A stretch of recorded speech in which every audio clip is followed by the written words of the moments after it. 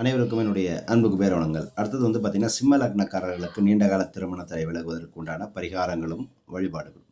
சிம்ம லக்னத்துக்கு வந்து பார்த்தீங்கன்னா, 2ஆம் அதிபதி வந்து பார்த்தீங்கன்னா புதன். அதேமாரி 7ஆம் அதிபதி வந்து பார்த்தீங்கன்னா, அப்படிங்கிறது சனி அப்படிங்கிறதுனால, இவர்களுக்கு வந்து இந்த காரியம் வந்து சித்தியாகிற வரைக்கும் என்ன பண்ணணும் அப்படின்னா, இந்த சனிக்கிழமைகள்ல வந்து பார்த்தீங்கன்னா, திருநள்ளாறு பதிகத்த படிக்கிறது ரொம்ப விசேஷம். அது திருநள்ளாறு பச்சை பதிகம்னு சொல்றது.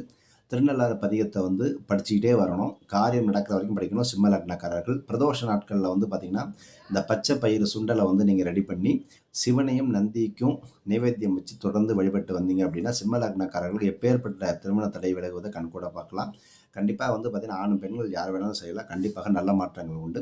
அது மட்டும் இல்லாமல் கும்பகோணம் பக்கத்தில் இருக்கக்கூடிய திருவேலிமலை மாப்பிள்ளை சுவாமி ஒரு தடவை தரிசனம் செய்து வாருங்கள். கண்டிப்பாக உங்களுக்கு அந்த சிம்ம லக்னக்காரர்கள் இந்த பரமேஸ்வரன் பார்வதியின் அனுகிரகத்தால் கண்டிப்பாக நல்ல மாற்றம் கிடைக்கும் என்று சொல்லி இந்த பதிவை நிறைவு செய்கிறேன். அடுத்தது கன்னி லக்னத்துக்கு பற்றி திருமண தடை